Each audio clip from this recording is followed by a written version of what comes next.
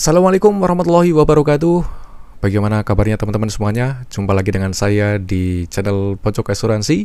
Mari mocok ngobrolin asuransi.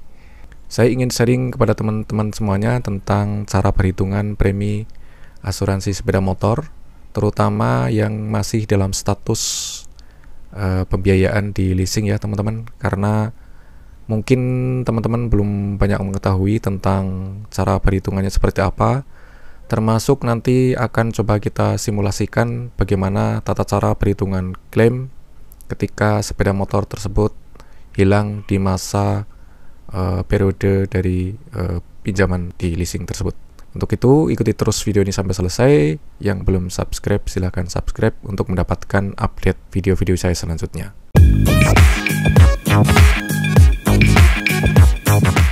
Oke teman-teman, sebelum kita masuk ke pembahasan utama yaitu contoh perhitungan premi dan juga perhitungan klaim di asuransi sepeda motor melalui leasing, kita bisa mengetahui bahwa risiko kehilangan atau kerusakan sepeda motor itu lumayan besar juga ya teman-teman, karena banyak sekali berita-berita seputar kasus pencurian sepeda motor seperti yang saya coba ambil di berbagai sumber di internet ya teman-teman. Di sini banyak kasus-kasus pencurian yang terjadi, sehingga penting sekali bagi teman-teman untuk mengecek kembali apakah sepeda motornya sudah ada asuransinya atau belum, termasuk jika teman-teman mengambil sepeda motor itu melalui skema pembiayaan di leasing ya teman-teman. Oke, di sini saya akan jelaskan jenis pengcoveran di dalam asuransi sepeda motor. Pada prinsipnya sama dengan asuransi kendaraan bermotor pada umumnya. Terdapat dua jenis pengcoveran, yaitu komprehensif dan yang kedua adalah kerugian total saja atau total loss only yang sering disingkat sebagai TLO.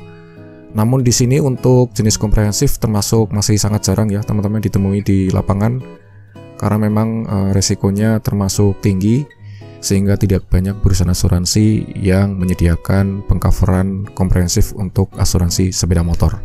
Kemudian yang kedua adalah kerugian total saja atau TLO. Jenis inilah yang lazim ditawarkan oleh perusahaan asuransi di Indonesia. Di sini yang dijamin adalah kerugian total saja atau total loss only ya, yang diakibatkan oleh kejadian-kejadian seperti berikut ini. Yang pertama adalah tabrakan, benturan, terbalik, tergelincir, atau terperosok. Kemudian yang kedua adalah perbuatan jahat. Ketiga pencurian. Keempat kebakaran. Dan yang kelima adalah kerugian nomor 1 sampai dengan 4 selama dalam penyeberangan kapal. Jadi bedanya di sini ya teman-teman, kalau untuk jenis komprehensif yang di cover adalah kerugian sebagian sampai total loss terhadap risiko nomor 1 sampai dengan nomor 5 ya teman-teman. Sedangkan di kerugian total loss saja atau TLO yang dijamin adalah nomor 1 sampai dengan nomor 5, tetapi harus memenuhi kriteria sebagai total loss. Nah, kita akan melihat di sini kriteria klaim total loss di dalam asuransi sepeda motor dan juga berlaku di dalam asuransi kendaraan bermotor pada umumnya. Yang pertama adalah CTL atau constructive total loss, yaitu kerusakan karena suatu peristiwa yang dijamin oleh polis, di mana biaya perbaikannya minimal adalah 75% dari harga sebenarnya ya teman-teman. Jadi kalau misalkan sepeda motor yang diasuransikan itu mengalami tabrakan, benturan, terbalik, tergelincir, atau terperosok, atau terdapat perbuatan jahat, atau kebakaran, atau kerugian dari yang saya sebutkan tersebut di atas selama dalam penyeberangan kapal, itu disyaratkan biaya perbaikannya harus minimal 75% dari harga sebenarnya. Atau dengan kata lain, kerusakannya itu sudah sangat parah ya teman-teman. Jadi kalau sudah di tingkat yang cukup parah, maka bisa dikatakan terjadilah klaim konstruktif total loss yang dapat dikategorikan juga sebagai klaim total loss secara umum. Kemudian jenis yang kedua adalah ATL atau actual total loss. Di sini yang dimaksud adalah peristiwa kehilangan sepeda motor atau kendaraan bermotor ya pada umumnya karena pencurian ya. Sehingga di sini diistilahkan sebagai aktual. Kemudian peristiwanya itu harus terjadi di dalam waktu 60 hari sejak terjadinya pencurian. Di sini kita bisa melihat bahwa klaim total loss di dalam asuransi sepeda motor pada dasarnya ada dua ya teman-teman. Yang pertama adalah constructive total loss dan yang kedua adalah actual total loss. Kemudian bagaimana mekanisme asuransi sepeda motor? Perbandingannya di sini melalui penutupan secara individu atau langsung, dan yang kedua adalah via leasing ya teman-teman. Jadi kalau si pemilik sepeda motor itu mengasuransikan langsung kepada perusahaan asuransi melalui individu, maka jangka waktu asuransi biasanya adalah 1 tahun. Kemudian nama tertanggung di polis adalah nama pemilik langsung dari sepeda motor itu.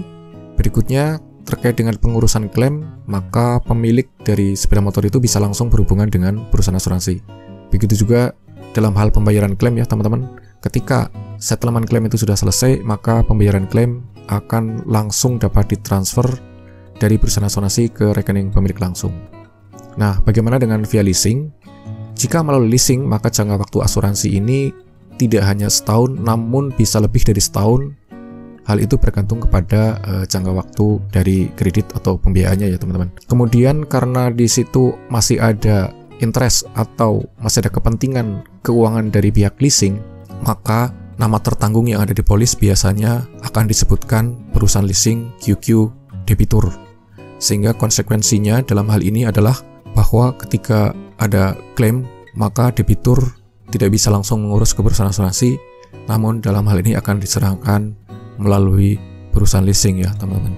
Termasuk juga di dalam hal pembayaran klaim, dalam hal ini maka perusahaan asuransi tidak akan langsung mentransfer ke debitur, tapi akan ditransfer ke perusahaan leasing. Nah, di sini kita lihat bagian mekanisme asuransi sepeda motor melalui leasing. Yang pertama, perusahaan leasing biasanya akan melakukan perjanjian leasing dengan nasabah atau debiturnya dalam hal pinjam-meminjam. Kemudian yang kedua, perusahaan leasing juga akan melakukan kerjasama atau MOU atau PKS dengan perusahaan asuransi dalam hal pengcoveran dari asuransi sepeda motor tersebut. Di dalam PKS asuransi inilah yang biasanya akan dicantumkan, salah satunya adalah harga pertanggungan di polis nanti akan diatur secara menurun ya teman-teman setiap tahun sesuai dengan jangka waktu asuransi. Sebagai contoh, di tahun pertama harga pertanggungannya ini adalah masih 100%, kemudian di tahun kedua adalah 90% off 100%, dan di tahun ketiga adalah 80% off 100%. Kemudian kita lihat tabel rate atau tarif premi asuransi sepeda motor untuk jenis pertanggungan total loss only ya teman-teman. Di sini dibagi menjadi 3 wilayah. Wilayah 1 adalah Sumatera dan kepulauan di sekitarnya. Wilayah 2 DKI Jakarta, Jawa Barat dan Banten. Kemudian wilayah 3 selain wilayah 1 dan 2. Pembagian wilayah ini didasarkan pada TNKB ya teman-teman, atau tanda nomor kendaraan bermotor atau plat dari sepeda motor itu. Kemudian jenis kendaraan roda 2 atau sepeda motor dalam hal ini adalah masuk ke dalam kategori 8, di mana ratingnya itu berlaku untuk semua uang pertanggungan ya. Jadi tidak melihat berapa range dari harga sepeda motor, tapi ini berlaku untuk semua nilai asuransi atau semua uang pertanggungan. Jadi yang berpengaruh di sini adalah berdasarkan wilayah ya. Ada wilayah 1, wilayah 2, wilayah 3 seperti yang sudah saya sebutkan sebelumnya. Dan berlaku dalam hal ini adalah rate batas bawah sampai dengan batas atas.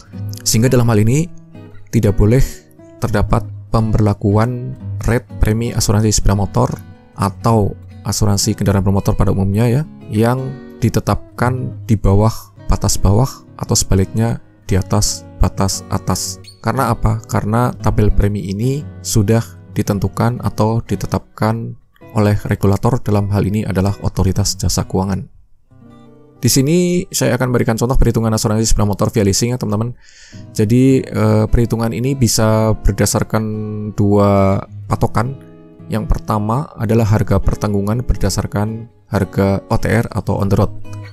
Sebagai contoh, berapakah rate atau tarif premi asuransi sepeda motor dengan data-data sebagai berikut.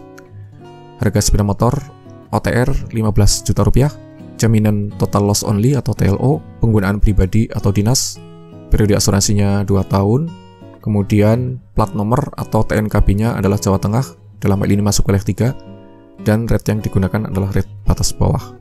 Nah, seperti yang sudah saya sebutkan sebelumnya, biasanya di dalam PKS leasing dengan perusahaan asuransi sudah disebutkan harga pertanggungannya akan menurun setiap tahun sesuai jangka waktu asuransi. Maka di tahun pertama itu masih 100%, kemudian tahun kedua adalah 90% off 100%, dan tahun ketiga adalah 80% off 100%. Kemudian dicontohkan di sini rate-nya menggunakan batas bawah. Untuk wilayah Jawa Tengah atau wilayah 3 itu adalah 0,67% per tahun. Sehingga perhitungan premi asuransi sepeda motornya menjadi sebagai berikut. Untuk tahun pertama, harga sepeda motornya adalah 15 juta rupiah. Kemudian harga sepeda motor di tahun kedua adalah 90% kali 15 juta rupiah, ketemu 13,5 juta rupiah. Dengan demikian, maka premi tahun pertama adalah 15 juta rupiah kali 0,67% atau 100.500 rupiah. Sedangkan di tahun kedua adalah 13,5 juta rupiah kali 0,67%, ketemu 90.450 rupiah. Sehingga total premi yang disetorkan ke perusahaan asuransi adalah sebesar 190.950 rupiah ya teman-teman. Itu adalah perhitungan asuransi sepeda motor dengan berdasarkan harga OTR yang 15 juta ini ya teman-teman. Kemudian yang kedua, kita bisa menggunakan metode lain yang biasanya nanti akan bergantung kepada perusahaan leasing ya, datanya yang akan diserahkan ke perusahaan asuransi. Metode yang kedua ini adalah jika harga pertanggungannya berdasarkan nilai plafon pembiayaan. Maka dalam hal ini perhitungan preminya menjadi berbeda ya teman-teman dengan versi yang pertama, karena di sini harga sepeda motor yang OTR-nya 15 juta, namun di dalam aplikasi yang diajukan ke perusahaan asuransi ditetapkan sebesar 8 juta sesuai dengan plafon pembiayaan yang disetujui. Ini sebagai contoh ya teman-teman. Sebagai contoh, misalkan plafon pembiayaannya 8 juta rupiah dengan jaminan yang sama, kemudian dengan periode yang sama, TNKB-nya juga sama, rate-nya juga menggunakan batas bawah, maka perhitungan preminya menjadi sebagai berikut. Yang pertama, ditentukan dulu harga sepeda motor tahun pertama adalah 8 juta rupiah, di sini mengikuti plafon pembiayaan. Kemudian di tahun kedua adalah 90% kali harga sepeda motor di tahun pertama, atau dalam hal ini berarti menjadi 90% kali 8 juta rupiah menjadi 7,2 juta rupiah. Sehingga premi tahun pertama itu adalah 8 juta rupiah kali 0,67% atau 53.600 rupiah. Kemudian di tahun kedua adalah 7,2 juta rupiah kali 0,67%, ketemunya 48.240 rupiah. Sehingga di total premi asuransinya adalah 101.840 rupiah ya teman-teman. Ini adalah contoh perhitungan premi di mana nilai asuransinya tidak berdasarkan harga OTR, namun berdasarkan nilai plafon pembiayaan yang dicontohkan dalam hal ini adalah 8 juta rupiah. Selanjutnya teman-teman, di sini kita bisa melihat simulasi perhitungan klaim. Ini juga bisa kita buat di dalam dua versi. Yang pertama adalah versi perhitungan klaim apabila harga pertanggungan berdasarkan OTR ya teman-teman. Ini contoh, misalkan seorang debitur mengajukan pembiayaan kepada perusahaan leasing di mana dari harga OTR 15 juta kemudian disetujui di situ untuk plafon pembiayaannya adalah 8 juta rupiah ya, dengan angsuran per bulan sebesar 500.000 rupiah kali 24 bulan. Ini adalah contoh periode pembiayaan atau tenor pembiayaannya ya, atau sekitar 2 tahun, sehingga di total angsurannya selama 24 bulan adalah sebesar 12 juta rupiah ya teman-teman. Nah, dengan contoh misalkan periode asuransinya adalah 1 Januari 2021 sampai dengan 1 Februari 2022. Dengan kata lain bahwa di sini untuk nilai asuransinya di tahun pertama itu masih sebesar 15 juta rupiah sesuai dengan OTR-nya ya, atau sesuai dengan nilai asuransi di tahun pertama. Kemudian di sini ada sebuah contoh kasus klaimnya terjadi di bulan ke-15 ya, di bulan ke-15 dari cicilan pertama, atau jatuh di bulan Maret 2022 ya. Sehingga dalam hal ini nilai asuransinya itu sudah turun menjadi 90% dari nilai asuransi di tahun pertama, atau dalam hari ini adalah 90% kali 15 juta menjadi 13,5 juta rupiah ya teman-teman. Nah, kemudian nilai klaim yang nanti akan dibayarkan oleh perusahaan asuransi ke perusahaan leasing, karena di sini harga pertanggungannya sudah turun menjadi 13,5 juta rupiah, maka yang akan dipakai adalah nilai ini. Kemudian nanti akan dikurangi dengan nilai risiko sendiri atau own risk atau OR, atau sering disebut juga dengan deductible sebesar 10% dalam hal ini sebagai contoh. Maka net klaim yang akan dibayarkan ke perusahaan leasing adalah sebesar 12.150.000 rupiah ya teman-teman. Nah, kemudian nanti dari perusahaan leasing biasanya akan menghitung berapa angsuran yang sudah dilunasi dan berapa sisa angsuran yang belum dilunasi.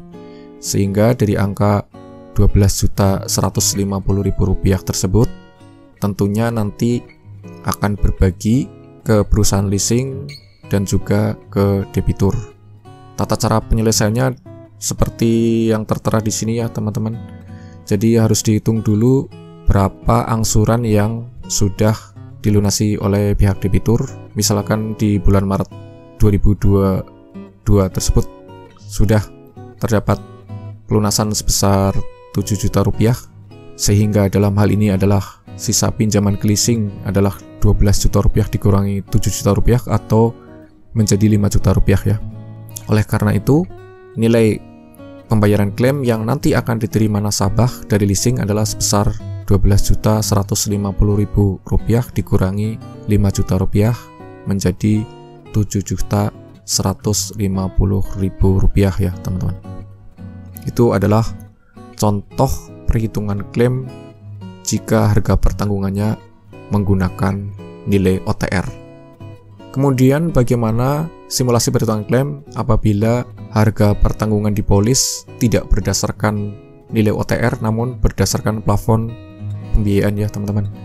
Nah, karena di sini yang dijadikan nilai asuransi adalah nilai plafon pembiayaan, maka di tahun pertama nilai asuransinya adalah 8 juta, sehingga ketika terjadi klaim kehilangan sepeda motor di tahun kedua, di sini dicontohkan di bulan Maret 2022, maka nilai asuransinya menjadi 90% kali 8 juta atau 7,2 juta rupiah ya teman-teman. Kemudian setelah dikurangi risiko sendiri atau own risk atau OR atau deductible 10%, maka net klaim yang nanti akan dibayarkan perusahaan asuransi leasing adalah sebesar 6.480.000 rupiah ya teman-teman. Nah, di sini bisa lihat dengan nilai angsuran yang sudah berjalan dan juga sisa angsuran yang belum dilunasi oleh debitur, maka nilai klaim yang akan diterima debitur dari leasing adalah sebesar 6.480.000 rupiah dikurangi 5 juta rupiah sehingga menjadi 1.480.000 rupiah ya teman-teman. Nah, di sini kita bisa melihat perbandingan premi maupun klaim ketika polis asuransinya itu menggunakan harga pertanggungan yang berbeda ya teman-teman. Yang versi pertama adalah harga pertanggungan berdasarkan OTR, sedangkan yang kedua harga pertanggungannya berdasarkan plafon pembiayaan. Sehingga kalau kita lihat dari tabel di sini, nilai pertanggungan yang didasarkan pada OTR adalah sebesar 15 juta rupiah. Kemudian jika menggunakan plafon pembiayaan, di sini dicontohkan adalah 8 juta rupiah. Nilai preminya tentu saja juga akan berbeda. Di sini jika menggunakan OTR, nilai preminya lebih tinggi dibanding jika menggunakan plafon pembiayaan ya teman-teman. Nah, dengan nilai plafon yang sama, kemudian total angsuran yang juga sama, maka ketika ada klaim yang dicontohkan terjadi di bulan ke-15, di sini terjadi perbedaan nilai ganti ruginya ya. Kalau berdasarkan OTR, maka nilai ganti rugi klaimnya dari pihak perusahaan asuransi ke leasing setelah dikurangi OR di sini adalah sebesar 12.150.000 rupiah. Sedangkan jika berdasarkan plafon pembiayaan, maka nilai ganti rugi yang akan diberikan ke perusahaan leasing setelah digoreng OR adalah sebesar Rp6.480.000 ya teman-teman. Nah, kemudian pinjaman yang sudah dilunasi sama, tidak ada perbedaan. Di sini adalah Rp7 juta. Kemudian sisa angsurannya juga sama, posisinya pada saat terjadi klaim adalah sebesar Rp5 juta. Dalam hal ini akan terdapat perbedaan uang klaim yang akan dibayarkan dari leasing ke debitur. Kalau berdasarkan OTR untuk pertanggungannya, maka pihak dari debitur akan mendapatkan nilai sebesar Rp12.150.000 dikurangi Rp5 juta atau sebesar Rp7.150.000. Sedangkan jika harga pertanggungan berdasarkan plafon pembiayaan, maka uang klaim yang akan diterima debitur dari leasing adalah sebesar Rp6.480.000 dikurangi Rp5 juta menjadi Rp1.480.000 ya teman-teman.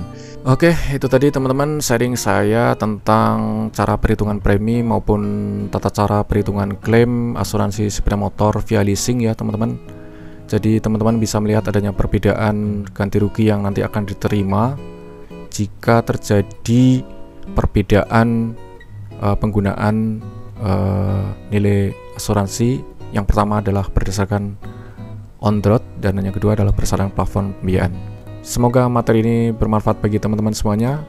Jangan lupa subscribe, like, komen, dan share. Salam asuransi. Wassalamualaikum warahmatullahi wabarakatuh.